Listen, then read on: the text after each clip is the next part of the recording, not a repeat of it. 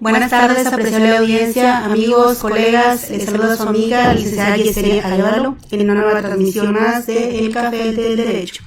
Reflexiones jurídicas en busca de la justicia. Hoy tenemos un tema de gran importancia en el sistema penal. Lleva por nombre prisión preventiva, análisis teórico y práctico desde la perspectiva del defensor. Para eso tenemos un invitado de lujo, nuestro gran amigo, abogado, colega, el maestro José Rolando Navarro Cruz. Bienvenido, maestro, lo abrazo. Muchas gracias. Para esto, antes de dar paso a la misma, daré una breve reseña sobre la semblanza curricular de nuestro invitado. Él es licenciado en Derecho por la Facultad de Leyes de la Universidad Autónoma de Nuevo León. Tiene un diplomado en el Sistema Penal Acusatorio en la Facultad de Leyes de la Universidad Autónoma de Nuevo León y USAID. Maestría en Sistema Penal Acusatorio por el Instituto de Estudios Superiores en Derecho. Diplomado en Amparo por la Suprema Corte de Justicia de la Nación. Un taller internacional de destrezas en litigación oral por Alianza Interamericana de la Abogacía Oral, entre otros cursos y diplomados del Sistema Penal Acusatorio. No quisiera avanzar sin antes presentar aquí a nuestro maestro de maestros en Amparo, Héctor Sánchez. Él nos acompaña como siempre. Entonces, antes de iniciar, quisiera darle el uso de la voz para que genere la primera pregunta. Antes de eso, quiero externarles a ustedes mi agradecimiento por esta distinción que me hacen. La verdad de las cosas, a mí me tomó por sorpresa, pero estoy sumamente agradecido con ustedes de que me hayan invitado a participar en su programa, El Café del Derecho, y me he dado cuenta que tienen una buena audiencia, una audiencia excelente y muy especial. Estoy sumamente agradecido con ustedes y muchas gracias. No, muchas gracias, maestro, por habernos agendado, y ya sabemos que usted tiene una agenda apretadísima, trabajan 24/7. Es correcto. Como el Super 7. Aquí sin promocionar a nadie. Sin promocionar a nadie. De conveniencia. Y pues la verdad te damos las gracias porque nos has dedicado tiempo, que nos has dado las atenciones. La verdad, la gente que integra tu equipo de trabajo aquí en tu oficina han sido muy atentos, y nos quedamos muy satisfechos, ¿verdad? Muchas gracias. Ganas de volver. Cuando gusten, es su oficina, es su despacho.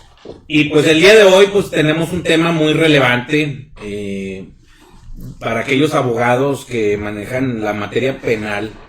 Creo que va a ser muy nutrido de conocimiento, de luz, que nos vas a compartir. Ya me diste una inducción del material que traes, la verdad, muy completo, pero ahorita vamos a dejar que se lo aterrices a toda nuestra audiencia de abogados, y sabemos que también hay gente que no es abogado, pero que les interesa mucho la materia legal, y toda nuestra audiencia te damos las gracias porque nos hayas brindado esta oportunidad. Gracias a ustedes. Me voy a dar el atrevimiento a hacer la primera pregunta. Así es. Adelante. El primer planteamiento. Maestro, ¿qué es la prisión preventiva oficiosa? Bueno, empecemos primero por la prisión preventiva, prisión preventiva. ¿Qué es la prisión preventiva? De forma general, para establecer, llevar un control, digamos, ¿no? De ir avanzando en los tres rubros que consta la prisión preventiva, la prisión preventiva justificada y luego posteriormente la oficiosa. Bueno, mira, Máster Héctor, la prisión preventiva, en términos generales, se puede considerar o se considera como una medida cautelar que se le impone a un imputado durante el tiempo que durará su proceso. Y consiste materialmente en privar de la libertad personal a esa persona que está siendo investigada por un hecho con características de delito, confinándolo en un centro penitenciario de manera temporal. El artículo 165 del Código Nacional establece, máster, que la prisión preventiva no excederá de 2 años. Hay una excepción a la regla, que esa la tocaremos un poquito más adelante. En términos básicos, eso sería la prisión preventiva. Ahora, me interrumpo. Quiere decir que a ti te detienen por la comisión tentativamente de una hecho con apariencias de delito, sí. Empieza tu proceso, ya te judicializan, Sí. se llevan ante una Pues, audiencia, entonces tienes nada más 2 años. sí. Si en 2 años no se logra nada, ¿qué pasa? Bueno, si en 2 años no llega la sentencia que culmine el proceso, quedaría en libertad.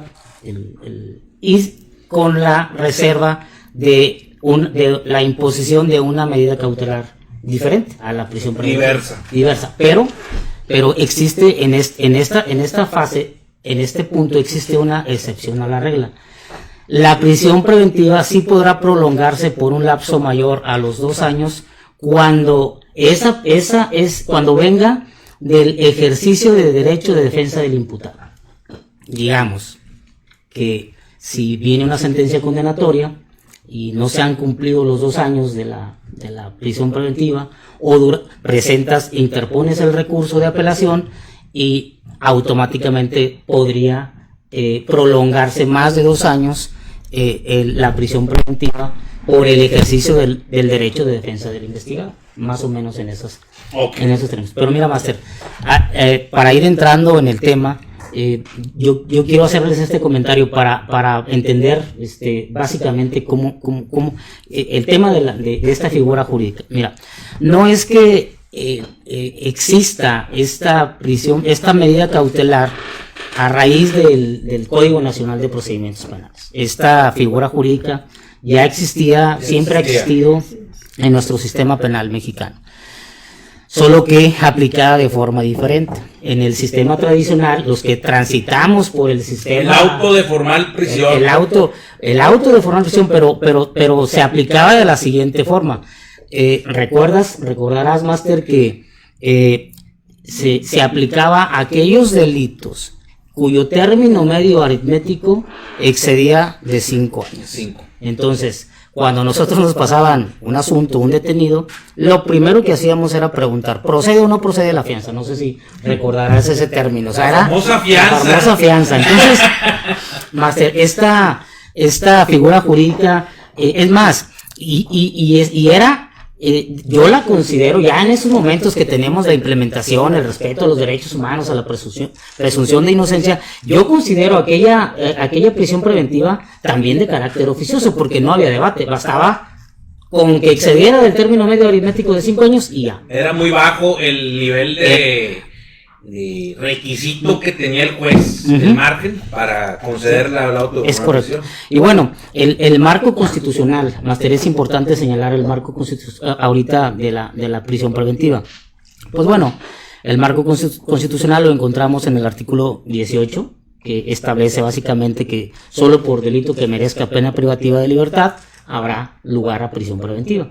Y en el 19 constitucional, el cual en el segundo párrafo establece que el Ministerio Público podrá solicitar al juez la prisión preventiva cuando otras medidas cautelares, hago un énfasis, otras medidas cautelares, porque más adelante nos encontraremos con esta porción de este artículo, no sean suficientes para garantizar la presencia del imputado en el juicio, el desarrollo de la investigación, la protección a la víctima, los testigos, o la comunidad, Máster.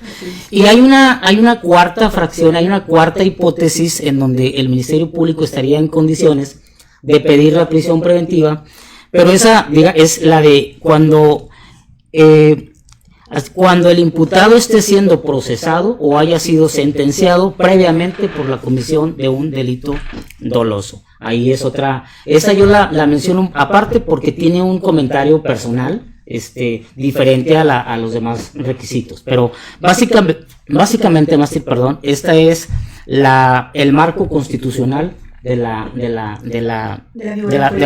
prisión, de la figura de la prisión preventiva. No hablemos del marco convencional o a los tratados internacionales de los cuales México es parte, pero más o menos es. De hecho, hoy salió una tesis, Máster, Sí. Sobre la prisión preventiva, exactamente, sí, del tema. Incluso ya lo comentamos ahorita, Master, sí, aquí me la compartiste, muchas gracias, la verdad, no tuve hoy el tiempo para analizarla. Está recién salida del horno. Recién salida del horno, pero, pues, como me lo comentaste tú, Master, o sea, la Corte únicamente reafirma lo que todos ya sabemos y lo que todos que veníamos insistiendo. O sea, lo reafirma la Corte y pues bueno, lo que encuentro es que tiene que verificar la proporcionalidad para la imposición, entre otras características, pero pues eso también viene en el código en el Código Nacional, ¿verdad? Entonces está bien, digo, como dijiste, lo dijiste atinadamente. Lo importante es que la Corte ya lo dijo. Exactamente, eso es lo importante. Porque anteriormente pues eran argumentos de un abogado. Es correcto, argumentos sin de atenuar, sin invocar ya un criterio. Ya es criterio jurisprudencial y la autoridad jurisdiccional tendrá que darle un peso. Es correcto. Bueno, pasemos a la siguiente pregunta, abogado. Adelante. ¿Qué finalidad tiene la prisión preventiva en el sistema penal acusatorio? ¿Qué nos puede decir al respecto? Bueno, muy bien, gracias, Máster Yesenia. Pues básicamente es como lo establece el artículo el 19 constitucional y que se reproduce en términos idénticos al 153 del Código Nacional de Procedimientos Penales, pues es cubrir los tres requisitos durante el tiempo que va a durar el proceso. Digamos, ya los mencionamos, la comparecencia del imputado en el juicio, el desarrollo de la investigación, la protección de los testigos o de la comunidad. Y mencioné la cuarta hipótesis en la cual el Ministerio Público estaría en facultad, en posición de pedir la medida cautelar de prisión preventiva, que es cuando el imputado,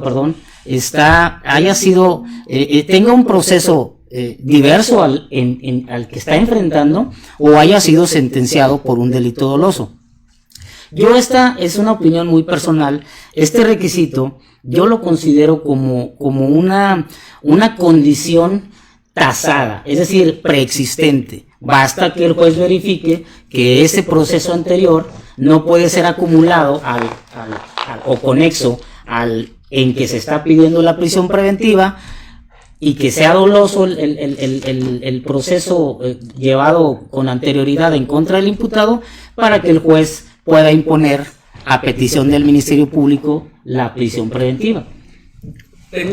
A ver si me puedes aclarar, el hecho de que tú tengas un proceso anterior pero no con condena, ¿es más que suficiente para que se te contemple en ese supuesto? De acuerdo al 19 constitucional y al 153 del Código Nacional, sí. O sea, no necesitas. ¿En dónde quedó el principio de presunción de inocencia? Pues eso se lo tendríamos que preguntar al legislador.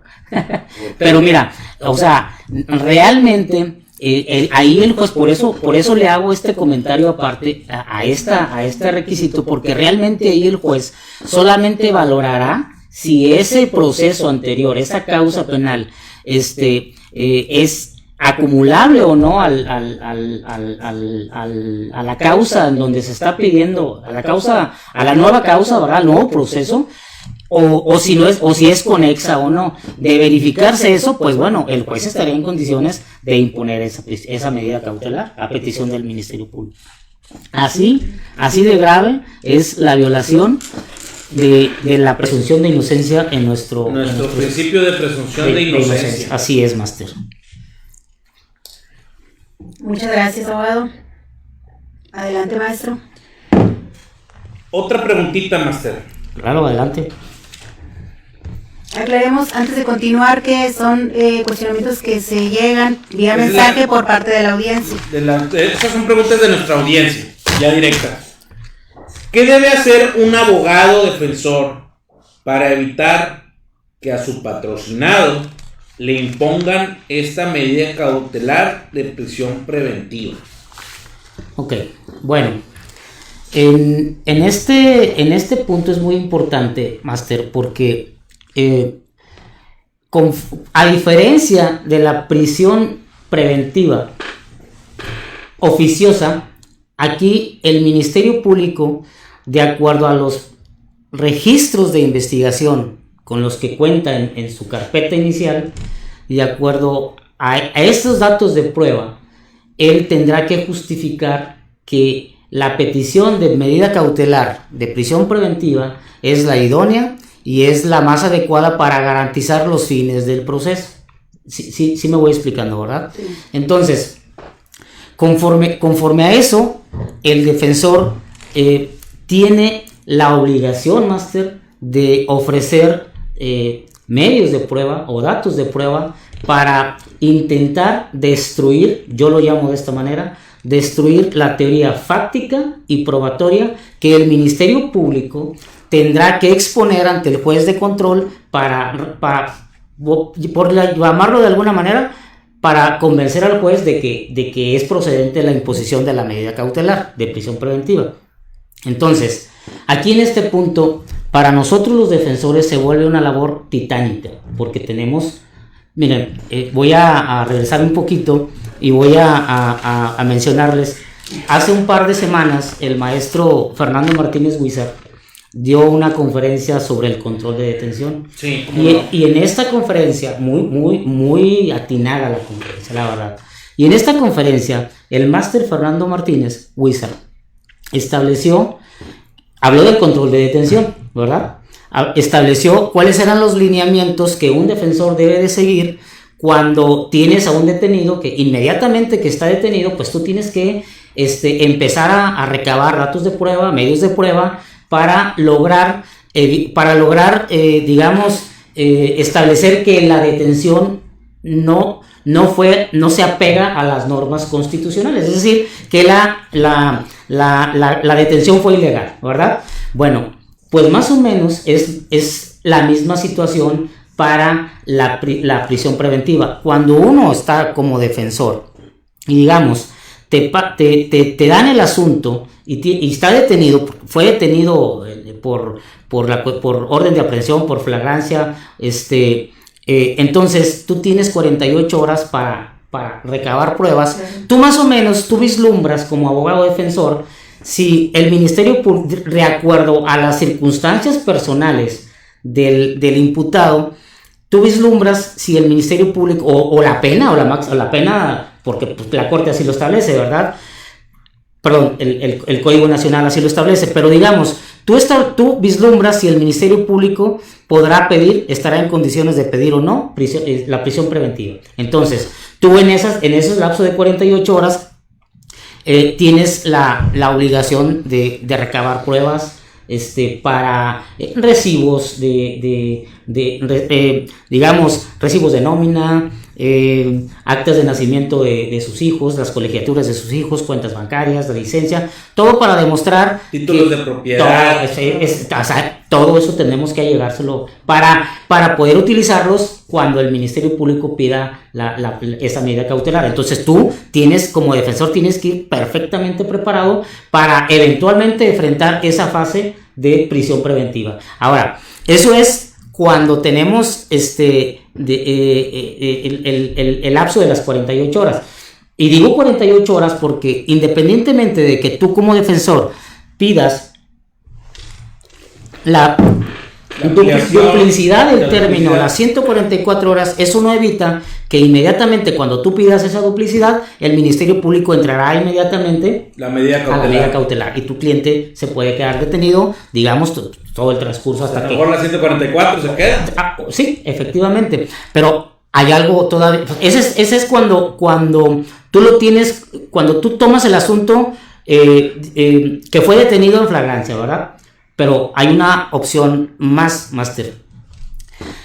Cuando tú traes al asunto, y esto es muy importante, cuando tú traes al asunto desde que a tu patrocinado le presentaron la querella, la denuncia, un citatorio del Ministerio o el requisito equivalente que menciona el Código Nacional, y tú representas al investigado durante todo el proceso, tú como defensor, o al menos lo que hacemos aquí en el despacho es cuidar dos puntos muy importantes. Uno, el hecho por el cual se le está investigando y la probable intervención.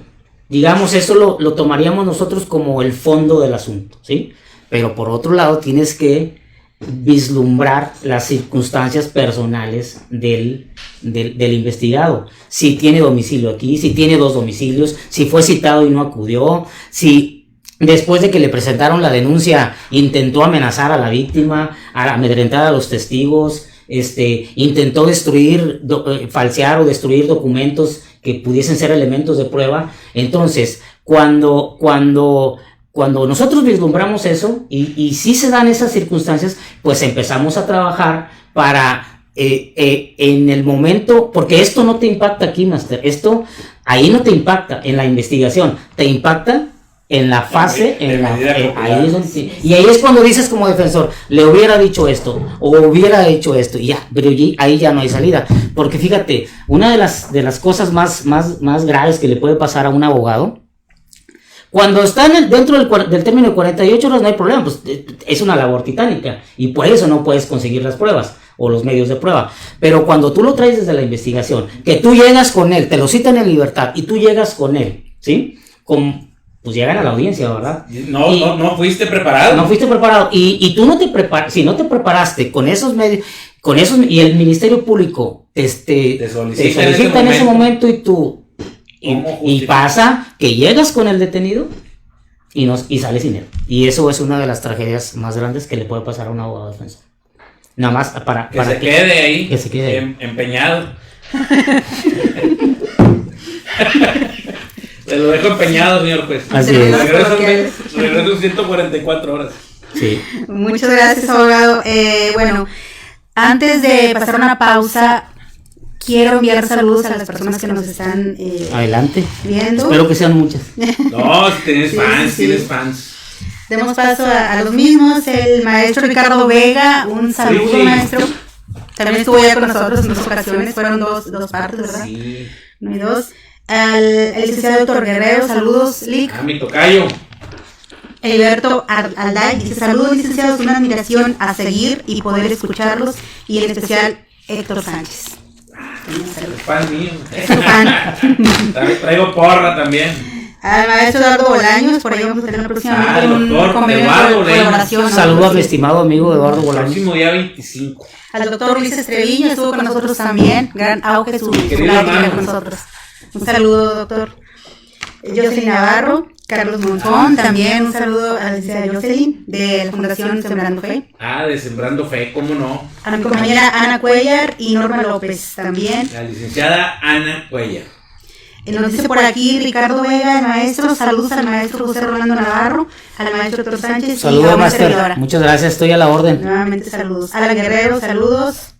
Roberto AG, saludos también. Erika Ponce, saludos. Santiago Rafaeliño, Freddy Altonar, Jorge Castro, Analí. Bueno, son muchísimos por aquí que tenemos en la lista. A mi mamá, por ahí también se encuentra Elia Vázquez. Un saludo, mamita. ¿La suegra de quién? La suegra de por ahí. De nadie, ya de nadie. Mi ex suegro. Levi Escobedo, Orlando Gutiérrez, Dago Córdoba, Corporativo Granados y Asociados también por ahí está presente. Manuel Goitia. Y bueno, ya son muchísimos. Los fans son el doctor Pedro García. Doctor. Un placer. Los fans son del Café del Derecho. El vicepresidente del Colegio de Abogados, el doctor Pedro García. Dice nuestro querido doctor Pedro García: saludos, como siempre, excelente el Café del Derecho. Muchas gracias, doctor. José Guadalupe Torres. José Guadalupe Torres nos dice: muchas felicidades a mi amigo Rolando Navarro, es su fan. Muchas gracias, Master. Le mando un caluroso abrazo. Es de las porras de José Guadalupe Torres Rodríguez, Ángel Wolf y Obed Pacheco. Muy bien. Continuamos, vamos a hacer una pausa, apreciables amigos, de 1 minuto y medio aproximadamente, y volvemos con ustedes. No se vayan, por favor. No se vayan. Es el Café del Derecho, reflexiones jurídicas en busca de la justicia. Continuamos. 1 minuto y medio y regresamos.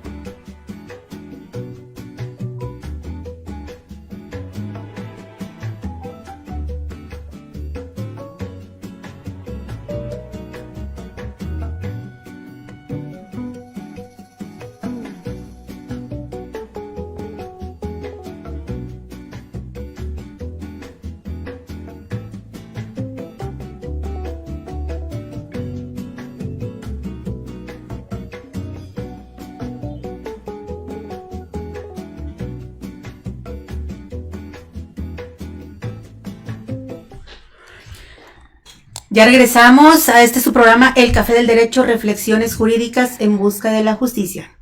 Continuamos con la siguiente pregunta. Para aquí nuestro invitado, les recuerdo, es el maestro José Rolando Navarro Cruz, abogado especialista en sistema penal acusatorio. Abogado, por favor.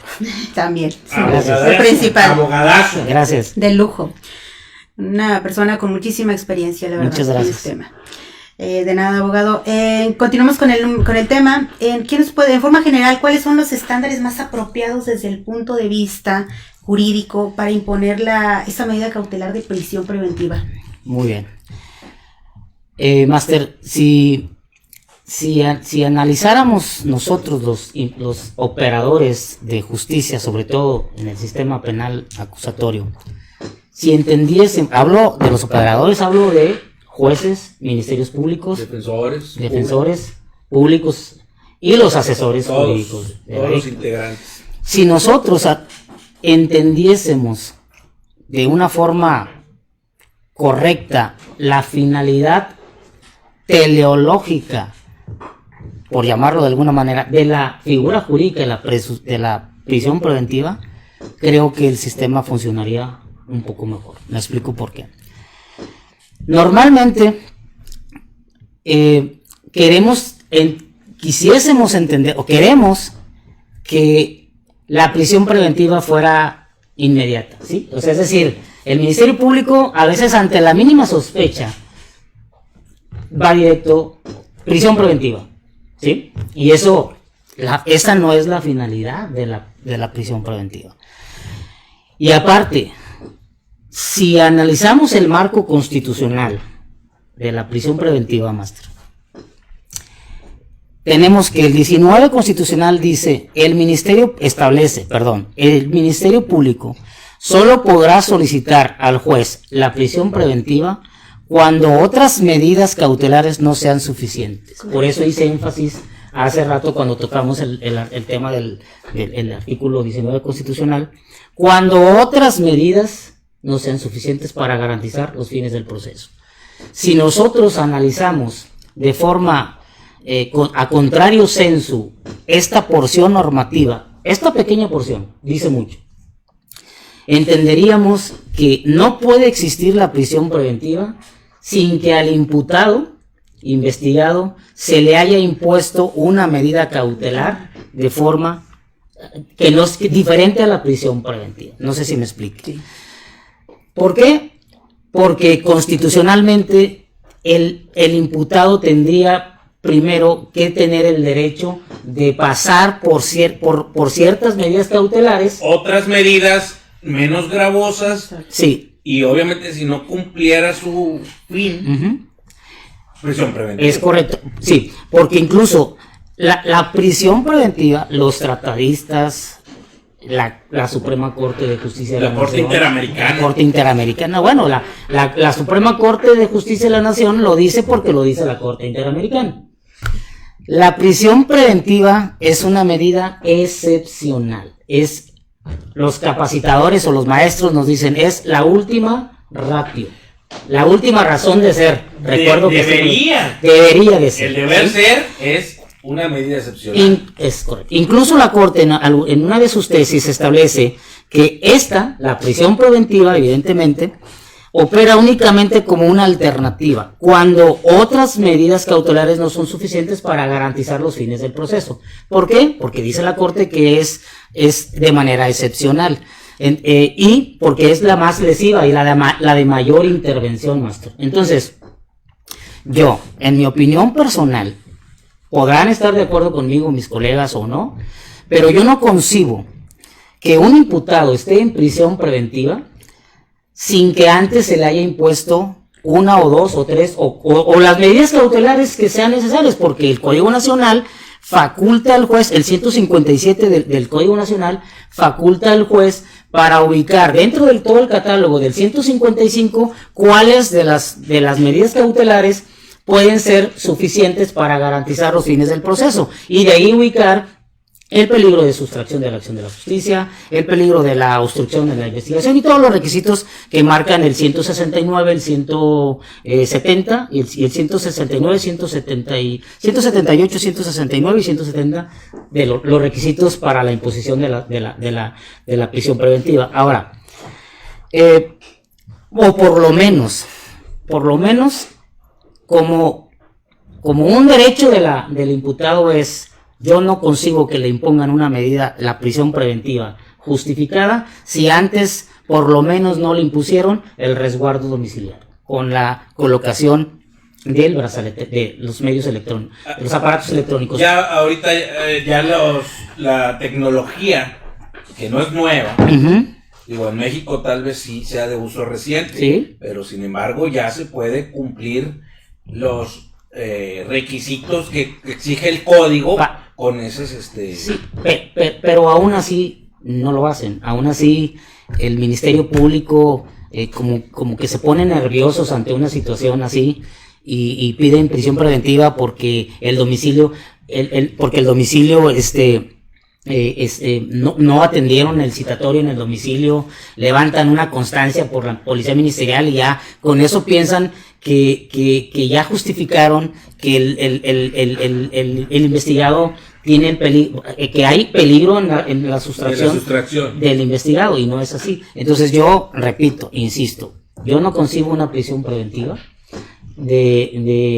si antes por lo menos no le impusieron la de el resguardo domiciliario, porque entonces sí, máster, como dijiste hace rato, si el imputado viola el resguardo domiciliario, bueno, ya no hay nada que hacer, ya, o sea, entonces sigue, pero constitucionalmente, máster, no podría haber prisión preventiva si antes no verificamos todos los operadores de justicia que otras medidas cautelares son suficientes para garantizar los fines del proceso. ¿Sería para ustedes violatorio de derechos del imputado? En Totalmente. Este caso?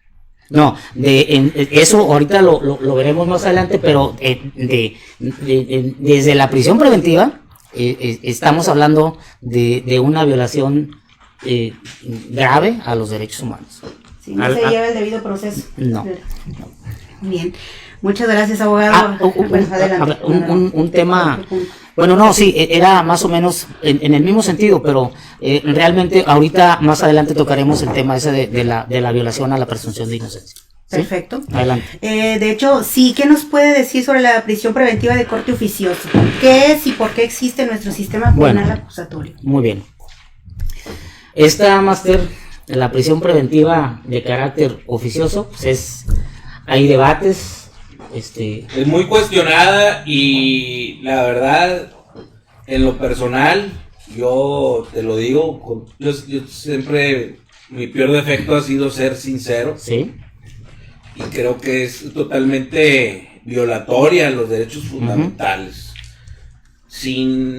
No hay argumento alguno que trate de justificar eso. Desde mi punto de vista, y obviamente va a haber quien... Sí, hay debates al por mayor en torno a esta figura. Pero mira,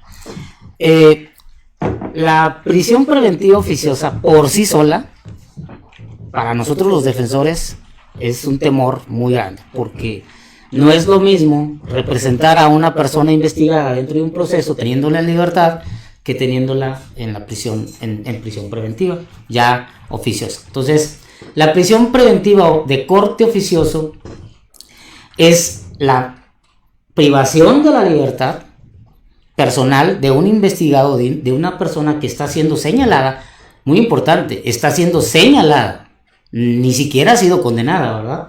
Desde ahí rompe el principio de presunción de inocencia. De carácter, podría ser temporal, pero supongamos que exista una sentencia condenatoria, pues ya no va a ser temporal, ya va a ser continua, ¿verdad? O hasta que cause ejecutoria. Y esta se aplica, Máster,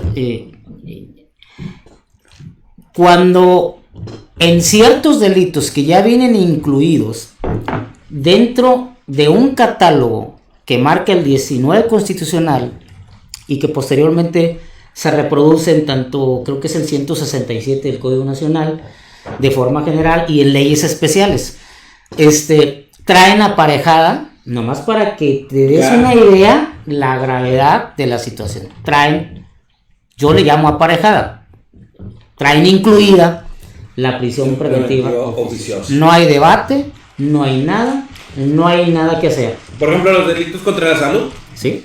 Ya te detuvieron por cierta... No, y ahorita la reforma que hubo al 19 constitucional el año pasado, el abril del año pasado. El catálogo de delitos oficiosos. La reforma ahorita del 20 de junio, el 20 de junio de este año, donde ya el Código Penal incluyeron hasta el atentado al pudor como el robo a casa habitación. Hazme tú. Sí. Imagínate. Siempre Master, que no exceda de cierta cantidad de... Máster, he visto casos en los que un muchacho por entrar a robarse, no sé, un aparato electrónico de un costo de 2,000 pesos, es prisión preventiva oficiosa. O sea, porque así lo cataloga el catálogo de delitos. Ahora, aquí hay un tema constitucional muy importante que antes de que se me pase quisiera tocar. ¿Quién, en la prisión preventiva oficiosa, quién impone la prisión preventiva? ¿Quién la decreta? Porque si bien es cierto que el 19 constitucional establece que el juez ordenará prisión preventiva oficiosa en el catálogo de delitos que ahí vienen, o de las leyes especiales, realmente el juez es el que impone. Recordemos que el 21 constitucional establece que las penas y las medidas de seguridad serán impuestas por la autoridad judicial, ¿sí? El 21 constitucional. Entonces, aquí surge un debate en el 19 constitucional. ¿Quién la impone? Si ya viene de oficio, si ya viene incluida, si ustedes me preguntasen a mí, yo soy de la opinión de que la prisión preventiva de corte oficioso la impone el legislador a través del artículo 19 constitucional. El juez lo único que hace en ese momento de verificar que el delito está incluido en el catálogo, lo único que hace, Máster, es realizar una declaratoria judicial de imposición de prisión preventiva. Porque él no la está imponiendo. Eso ya viene sí, tipificado dentro del mismo código. Es correcto. Ahora, ¿por qué existe la medida cautelar de prisión preventiva oficiosa? Bueno, también se generan muchos debates. Ahora que me invitaron ustedes aquí al programa, estuve viendo ciertos programas de gente de doctores en derecho, uno de ellos de prisión preventiva. Pude ver al doctor Miguel Carbonell, y él, ¿cómo no? él establece que la prisión preventiva oficiosa existe básicamente porque, según él, ¿sí? Ahorita doy mi punto de vista, porque el legislador no confía en el juez. Eso es lo que dice él, ¿verdad? Así de grave es la situación. Porque si se fija en el catálogo de delitos de prisión preventiva oficiosa, viene lo que acabas de mencionar, Master, la delincuencia organizada, el homicidio, la violación, la trata de personas. Son delitos de alto impacto en la sociedad y graves, ¿no? O sea, delitos no graves como tal, sino graves para la sociedad. Son conductas sumamente lesivas para la sociedad. Entonces, el doctor Carbonell dice, el legislador no confía en el juez ante el temor de que pueda existir una corrupción en ese tipo de delitos. Y por eso establece, en estos delitos de este catálogo, tu Ministerio Público y tu juez, háganse a un lado. El legislador. Sí, así es. Ese es el punto de vista de Carbonell. ¿Y el mío? ¿Y el suyo? Coincido con él. Secunda la moción. Fíjate que está interesante el punto de vista del doctor. No, yo si acaso yo abonaría un poco. También tuve una aquí en el tema de la práctica de la abogacía, tuve una conversación muy amena con el maestro Francisco Manuel Sáez Moreno, a quien le mando un saludo, máster, mi estimado maestro. Y él, hablando de la prisión preventiva, él me hizo un comentario, bueno, más bien se lo explicó a la licenciada Jocelyn Navarro, y paré oídos, ¿verdad? Y él dice que originalmente la prisión preventiva de corte oficioso estaba considerada para esos delitos que son de impacto social muy grandes, como si fuera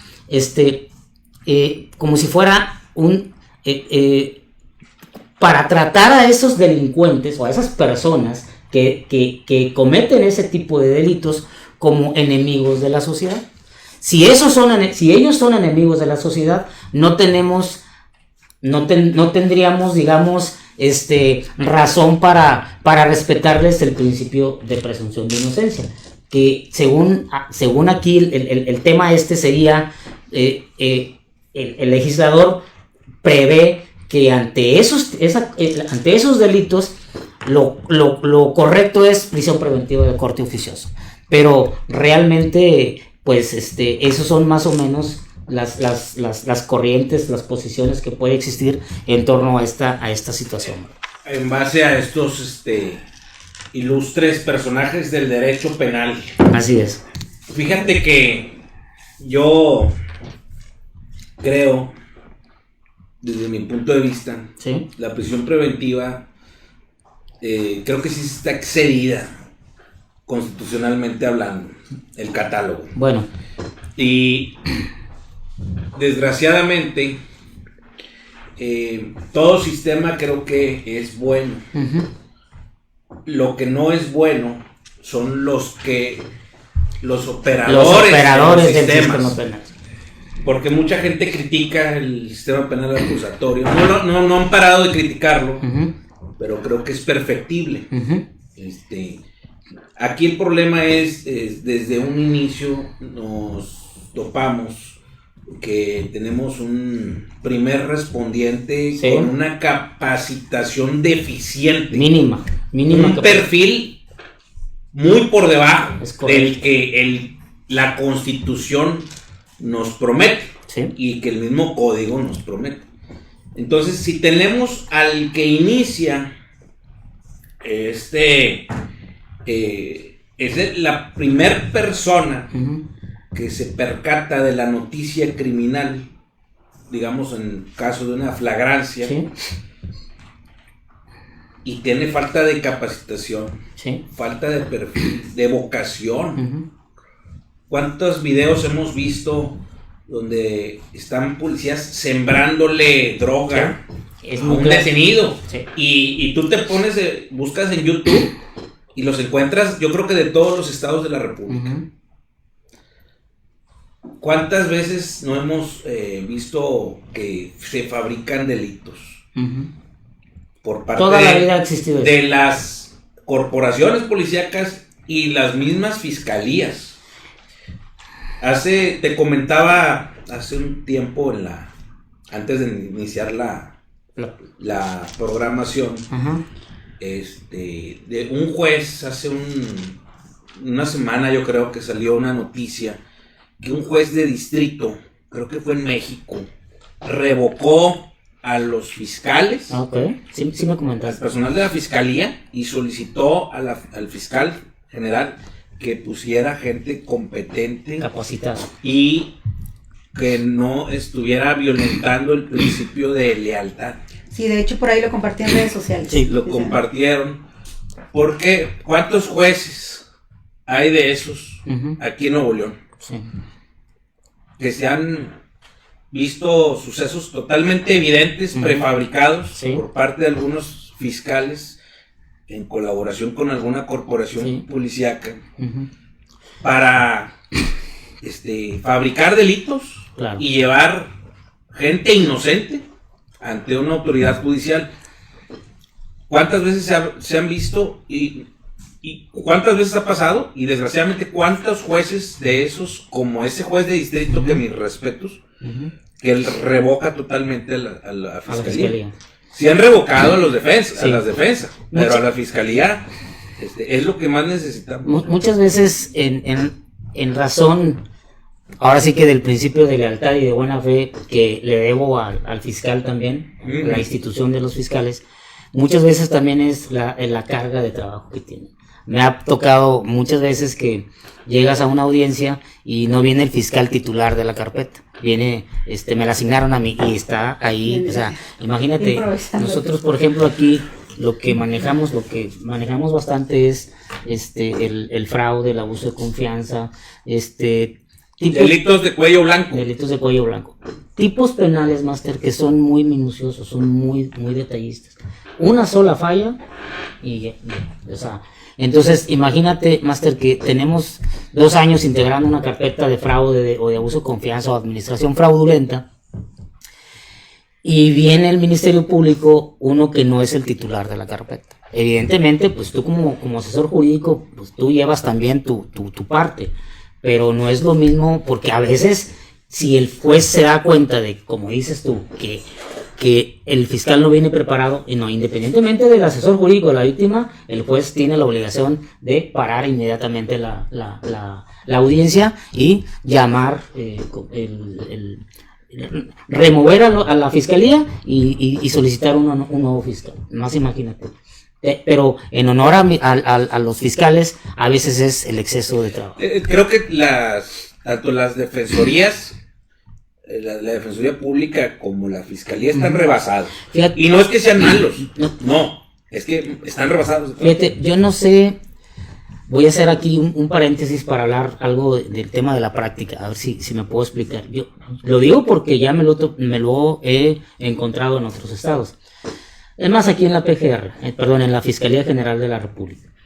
Ellos tienen una unidad de recepción de denuncias, y analizan si hay posibilidad o no de seguir adelante, y luego si hay posibilidad o no de seguir adelante, es decir, que sí existe el hecho y que sí existe la intervención del investigado, se lo turnan a una unidad de investigación, y luego realizan la investigación, y si existe posibilidad de judicializar la carpeta, es decir, de seguir adelante, pues lo turnan a una unidad de litigación, ¿verdad? Que esa es la que se encarga ya de seguir el proceso hasta la sentencia. En México, en la Ciudad de México hacen lo mismo. Entonces yo no sé si en este momento, a los 5 años de que se implementó en forma total el sistema penal acusatorio, la Fiscalía General del Estado de Nuevo León, pudiese analizar esa posibilidad, que un Ministerio Público, un fiscal sea el que integre la carpeta de investigación, y con tiempo turnársela al especialista No digo que todos los ministerios públicos no sean especialistas en litigar un asunto, en irse ya a lo que es el juicio oral penal, pero el Ministerio Público que está integrando una investigación y luego aparte tiene la carga procesal, la carga para desahogar audiencias y aparte de seguir el proceso desde la audiencia inicial hasta el proceso, pues eso sí es complicado. Complicadito, porque sí. les tienen miles de carpetas. O sea, como dices tú, Master, si el sistema penal acusatorio es perfectible, entonces el sistema para operarlo debería de ser todavía más perfectible. Esa es una opinión muy personal que yo tengo. Perfecto. En ese sentido. Perfecto, muchísimas gracias. Saludos. Sí, vamos a dar espacio a los saluditos por ahí. ¿Me apoyas, maestro Héctor? No, gracias. Ya se me descargó el celular. Bueno, ok, bueno, aquí continuamos. Imagínese si hubiera sido audiencia de prisión de medida cautelar. No. Ya, le digo que vengo por él en 48 horas. Por ahí tenemos. Eso le encargo, señor. Es correcto. Se lo dejo empeñado. Mira, un saludo para la licenciada Sol Sánchez y Diana Zúñiga. Es la vicepresidente del colegio en la Ciudad de México. Así es. ¿Sí? Nos están viendo desde más de 10 ciudades del país. Órale. Y desde más de 10 países por de eso habla hispana. Por eso les comenté en un principio que me di cuenta que tenían una audiencia muy buena y muy especial. No, sí nos mandan saludos. Todo, también son los ponentes invitados. Sí. Desde Perú, desde Bolivia, de Argentina, de Chile, de Estados Unidos, de España. Damos paso también a José Guadalupe Torres Rodríguez. Dice, un placer, es su amigo, me imagino. Gracias, dice, un placer volver a escuchar a tan brillante abogado. Muchas gracias, licenciado. Es un placer, ya sabe. Fernando de León Padrón, excelente manejo del tema del expositor, felicidades. Gracias. Lupita González, un saludo, Lic. Dice, esa excelente ponencia. Calio Lazarán, un saludo, abogado, creo que es de Tamaulipas, el Lic. O Lazarán, el maestro Lazarán. Exactamente. Así como no, es de la comisión representante en Tamaulipas, así aquí el colegio. Es correcto. Juan Alberto Avini también nos está viendo por ahí. Carlos Francisco Aquino López, Héctor Romano. Saludos, maestro. Rodo Lozano, Norma Salas, un saludo, Olic. La presidente del Consejo Consultivo del colegio. Gustavo Alonso López, Diego Calixto. Padilla. Maestro Diego Calixto. Un placer, maestro laboralista, especialista en materia laboral.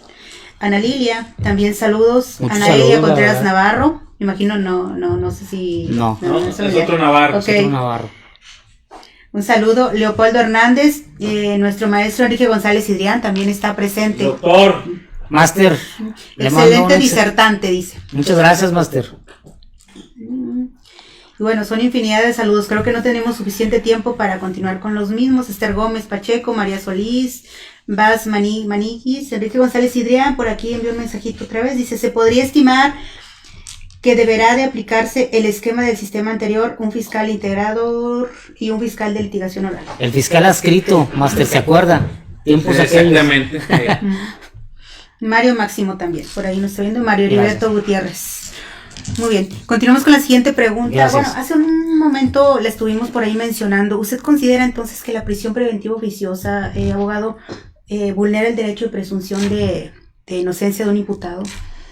Evidentemente, es la vulneración total al principio de presunción de inocencia. Y no solo del de presunción de inocencia, también el principio de contradicción, que es el pilar, es uno de los pilares del sistema penal acusatorio, de los principios rectores más.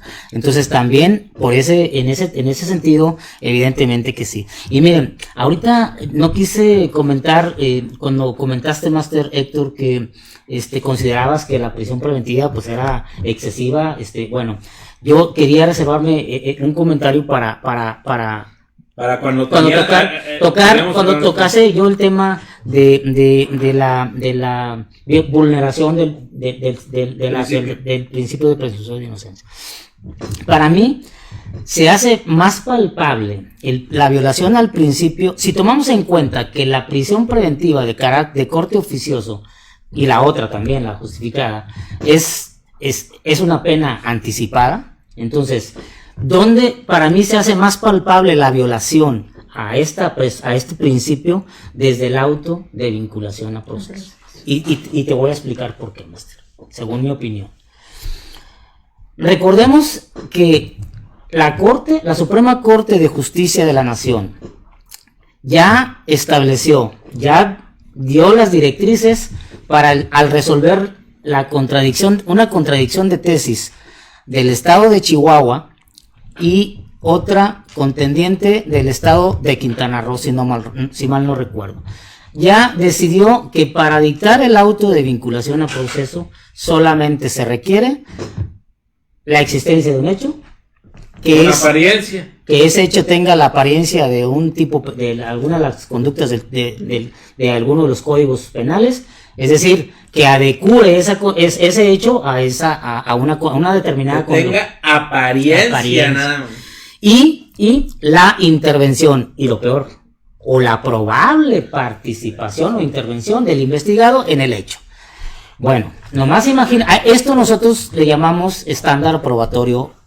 Es el estándar probatorio bajo. Yo digo no bajo, súper bajo. O sea, lo que le sigue para abajo, ¿sí?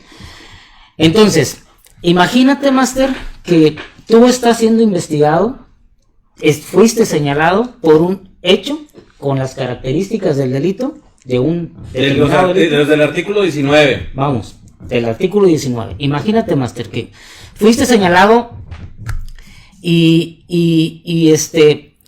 desde ese momento tú enfrentas la probable imposición de la prisión preventiva oficiosa. Se acabó. Ya, acabó. Nada más sin que se haya seguido todo el proceso por sus demás instancias. Es donde la mayoría de los tratadistas, los doctores, los capacitadores, es en donde establecen que ahí se hace más palpable la violación de presunción de inocencia en la regla de trato procesal. Pero digamos, máster, ¿cómo podrías tú entender que una persona puede pasar 2 años, por lo menos 2 años, en prisión preventiva oficiosa, perdiendo uno de sus derechos más fundamentales, más valiosos, más preciados, después de la vida, la libertad? Entonces, imagínate, máster, enfrentar esa situación y deja tú, o sea, porque ni siquiera te tendrían, para dictarte el auto de vinculación, ni siquiera tendrían que comprobarte los elementos del tipo penal. Eso ya no existe. Eso la Corte ya lo decidió que no es así. Entonces, imagínate la gravedad del asunto, más. ¿Cómo esta nueva situación del auto de vinculación a proceso viene e impacta bastante en la libertad personal de una persona que ha sido señalada, no sentenciada, sino señalada? Ese era el comentario que yo me tenía reservado en relación a la violación al principio de presunción de inocencia, Máster Yesenia. Muchas gracias. Bueno, por el tiempo que tenemos, que ya es muy corto, demos paso a la última pregunta por ahí. ¿Usted considera que es bien, bueno, por ahí se maneja que en la contrarreforma al sistema penal acusatorio que se discute en el Congreso de la Unión se pretende ampliar el catálogo de delitos que merecerían prisión preventiva oficiosa? La pregunta es, ¿considera usted que esto es benéfico para el sistema penal acusatorio? Evidentemente no. No porque como ya lo dijimos ahorita, máster, la viola el principio de presunción de inocencia. Pero vamos un poquito más allá. Yo aquí evoco un poco al doctor Iker Ibarreche Pereda, uno de los mejores abogados penalistas que tenemos. Se capacitó en Chile. En Chile. Bueno, él es uno de los... él ha sido invitado... De hecho, a esta contrarreforma él fue invitado a exponer ahí su punto de vista. Él dio un taller de litigación oral penal en el Tribunal Superior de Justicia. Sí, él realmente es capacitador de los más excelsos, por llamarlo de alguna manera. Yo evoco unas palabras de él que lo dio en el Congreso en el Congreso de la Unión, cuando estaba hablándose de esta contrarreforma, y él fue bien claro y muy básico, y concuerdo con su punto de vista. Si nosotros, el Estado mexicano, pregonamos que somos respetuosos de de los derechos fundamentales y pertenecemos a la Convención Americana de Derechos Humanos y a otros tratados internacionales que todos tienen por finalidad, evidentemente, la protección de los derechos humanos, los derechos del hombre en forma general, ¿verdad? Sí, claro. Si nosotros pregonamos esa situación, pero por otro lado establecemos la prisión preventiva oficiosa y por otro lado, todavía peor, queremos ampliar el catálogo de delitos para esa prisión preventiva, para la prisión preventiva oficiosa, pues como dice el doctor, mejor salgámonos del, ok, y amplíen el catálogo de delitos, no pasa nada, pero salgámonos de esa convención, salgámonos de esos tratados, porque o lo hacemos bien o mejor no lo hacemos. Y él lo dice claramente, regresen al sistema penal anterior, es más económico inclusive que este. Entonces, realmente yo sí concuerdo en que definitivamente, vaya, no es que esté en contra de que las personas que cometen un determinado delito tengan que andar en libertad. Lo que sí estaría correcto, lo que sería correcto es que todas esas personas tuviesen la oportunidad, por lo menos, de demostrar, digamos, que ciertas medidas cautelares son suficientes para ellos, ¿sí? Mira, simplemente, Master, ¿cuánto te cuesta una persona en un centro penitenciario? ¿Cuánto le cuesta al Estado de los impuestos? Más económico la prisión domiciliaria con el detector, con el brazalete, y ya, ahí lo tienes, en su casa, obviamente resguardado, sí, sin que se pueda escabullir de la justicia, sí, y se cumplen los requisitos. Se cumplen los fines del proceso. Se cumplen los fines. Sí. Por economía, sí, creo yo, pues sí hay una manera. A lo mejor hay, como tú lo dices, hay ciertos delitos que no, porque son demasiado gravosos para la sociedad. Y obviamente se tendría que también subir un poquito el estándar probatorio en la vinculación, porque tú lo has dicho, el estándar que utilizan en esa etapa del proceso es muy bajo. Sí. Y cualquier persona, inclusive que sea señalada por uno de los delitos contemplados por el artículo 19, pues prácticamente tú ya estás predestinado a una prisión preventiva. Es cuestión de que el juez haga la declaratoria judicial que comentamos hace rato, y ya, vas a prisión preventiva. Más o menos ese es el tema de la... Sí. No, estuvo excelente, Master. La verdad te agradecemos bastante. No, nada que agradecer, estoy a sus órdenes. Un agasajo de conocimiento, de luz. Muchas gracias. La última pregunta. Bueno, de la audiencia son todas las que tenemos. La última pregunta. ¿Cómo te pueden contactar nuestras... ¿cómo se dice? Personas interesadas en nuestros seguidores? Muchas gracias. En caso de que deseen de tus servicios. Sabemos que manejas penal. Pues aquí, en la oficina familiar, realmente manejamos todas las áreas, ¿verdad? Tenemos penal, administrativo, penal, administrativo, corporativo, todo civil. Sí. Una persona muy completa, la verdad, en toda la extensión de la palabra, porque sabemos que hay gente que se dedica nada más. ¿Sabes que yo nada más puro familiar? Yo nada más puro laboral, yo nada más puro seguridad social. Y eso es bueno, pero tú, Master, tienes un catálogo muy amplio. Muchas gracias. Sí, la verdad de las cosas es de que tratamos de darle un servicio integral a nuestros clientes. Muchas veces un asunto familiar deriva en un asunto, bueno, es el clásico, deriva en un asunto penal y así, o al revés, ¿verdad? Entonces, pero lejos de promocionarme yo, Master, no me gustaría promocionarme. Lejos de promocionarme yo, se los digo sinceramente, estoy muy agradecido con Dios nuestro Señor, que me da bastante trabajo. Lejos de promocionarme, yo quiero promocionar a dos instituciones, que sería la asociación Sembrando Fe, porque yo realmente sí quiero avanzar en esa asociación. Veo a diario, Master, veo gente, no a diario, toda la vida lo he visto, pero antes no tenía esa posibilidad es un proyecto personal que yo siempre he tenido, pero antes no lo podía hacer y ahora sí, pues, ahí vamos trabajando despacito, pero vamos, es mucha gente la que habla. Te comentaba yo más tarde hace rato que hay gente que nos habla de Apodaca y les decimos, pues vengan a firmar un escrito a la oficina de Sembrando Fe, al despacho. ¿Dónde está la oficina? Están en Espinosa y Martín de Zavala, en la mera esquina. Martín de Zavala está ahí por Miguel Nieto. Sí, exactamente. No, pasando Venustiano, ¿no? Vas por Venustiano, das vuelta en Espinosa y exactamente ahí está. La primera. De hecho, hacia el oriente. Sí, en Facebook están los datos de la bueno. Ahora, recibimos llamada de gente de Apodaca y les dicen las personas, los abogados que están manejando, la licenciada Jocelyn Navarro, pues venga a firmar un escrito para tener acceso a la carpeta. O el asunto de los alimentos es muy socorrido, ¿no? Los tenemos que ir a buscar o un punto intermedio, digamos, a la fe. Hoy Jocelyn Navarro fue al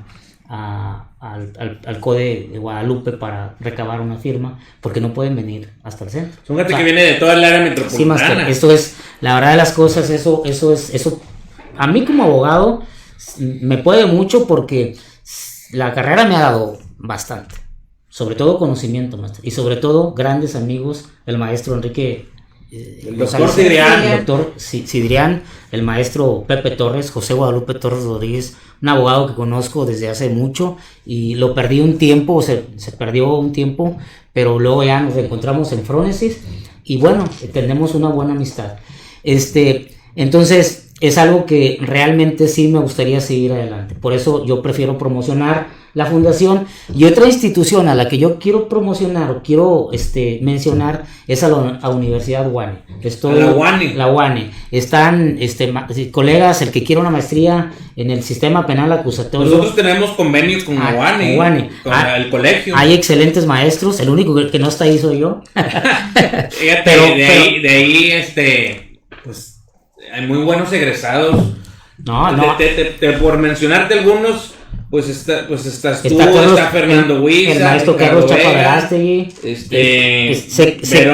Vanessa Verástegui, ¿no? Sí. ¿Quién más? El maestro Romano, el tocayo. El maestro Sepúlveda, el fiscal de menores adolescentes, también da clases ahí. Javier Sepúlveda, él está ahí, su hermano creo que también da clases ahí, Raúl. Tienen muy buenos maestros, la verdad de las cosas. Entonces, el juez, ¿no? Paco Sáenz creo que también creo que también era parte de la planilla de docentes. Así es. Entonces, y aparte, repito, o sea, tienen una promoción, tienen promociones para la maestría. Entonces, al colega que le interese, puede contactarnos y nosotros los canalizamos con el departamento correspondiente. Así realmente es. Y eternamente agradecido, Master. Eternamente agradecido. Al contrario. Es un placer haberlos tenido aquí, la verdad de las cosas. ¿Dónde se pueden comunicar con la asociación Sembrando Fe? Híjole, no traigo aquí el teléfono. Se encuentra en Facebook, así, tal cual, Sembrando Fe, ahí vienen los datos, Facebook, viene la dirección, porque realmente, como lo establecí desde un principio, yo solamente soy, digamos, el fundador, el creador, el que los apoya. El administrador es otro. El que los apoya económicamente y profesionalmente. Todo lo que hacen ellos es bajo el respaldo de nosotros, ¿verdad? Fíjate qué bonito de tu parte, porque sí, bueno, yo en lo personal, nosotros hicimos algo parecido con lo del Jurídico para el Pueblo, ¿sí? Que es una coordinación, bueno, ya es una comisión, ya hay un presidente, su servidor. Uh-huh. Empezamos el año pasado, por estas fechas, como por agosto, y ya tenemos más de un año trabajando, y pues estaría excelente a ver si coordinamos una fecha para hacer una brigada. Exacto. Fijamos un lugar y que toda la gente vaya. Fíjate, y vamos a unir esfuerzos para tratar de ayudar a la gente lo más que se pueda. Dos cosas muy importantes, y gracias por el ofrecimiento del apoyo, y sí lo vamos a tomar en cuenta. Pero digamos, una muy importante, Master, es el hecho de que la gente lo que necesita es el servicio.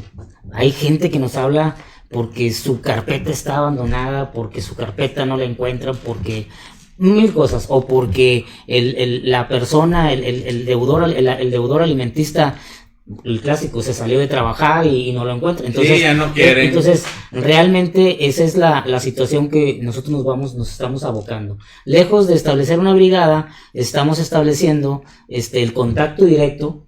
La idea es establecer un pequeño despacho jurídico para apoyar, darles no la asesoría, sino la gestoría. Pues fíjate que nosotros también la hacemos, pero buscamos el perfil, porque hay perfiles de los grupos vulnerables. Sí, muy Tiene bien. que estar dentro de ese perfil, gente que esté en una situación de desgracia, económica, sí, y por su situación de edad, sí, de condiciones de género. Por ejemplo, pueden ser niños, adultos mayores, personas con capacidades diferentes. Hay mucho que hacer. O sea, hay muchas personas que en realidad sí tienen para todas las personas interesadas, acabo de compartir el enlace en los comentarios de la transmisión de la Asociación Sembrando Fe, quien la titular es la licenciada Jocelyn. También, Navarro. Así es. De también, aquí el despacho exactamente, de Navarro Cruz, SC. Muchas gracias. Bueno, no me queda más que darle las gracias, abogado, por su excelente disertación. Repito, estoy eternamente agradecido con ustedes. Me emocionó mucho el tema. Mira. Me emocionó mucho el poder compartir esto con la audiencia de ustedes, la verdad de las cosas. Me motivó mucho. Es que es parte del programa, motivación. Sí, exactamente, eso es todo, siempre lo he dicho. Somos motivadores. Somos motivadores. Bueno, muy bien. Pues antes esto fue El Café del Derecho, reflexiones jurídicas en busca de la justicia. Antes de irnos, quiero hacer mención del próximo evento que tendremos 25 de este mes, que es una conferencia con el magistrado Heriberto. Va a ser nuestra sesión, nuestra segunda sesión ordinaria del periodo 2020-2021 del Colegio de Abogados Criminólogos, que va a estar presidida por nuestro presidente nacional, el doctor Jesús Jorge Manzanero Cienfuegos. Y vamos a tener como invitado especial por vía virtual al maestro José Heriberto Pérez García, que nos va a compartir una magistral disertación con el tema de la valoración de la prueba en el sistema penal acusatorio. Entonces los esperamos, va a estar transmitida por vía Zoom. Va a ser un evento gratuito, la conferencia. Y por Facebook. En vivo. Entonces, en vivo, vamos a transmitirlo también. Para las personas interesadas, mañana se publica el flyer del mismo. Ahí viene también el correo de contacto donde pueden inscribirse quien desee constancia. Esa será opcional. El evento es gratuito totalmente, con opción a constancia. Ya sería para inscripciones directamente ahí. Mañana, como les menciono, se publicaría en la página el Colegio de Abogados y Criminólogos del Estado de Nuevo León. Muchísimas gracias, los abrazo con cariño a la distancia.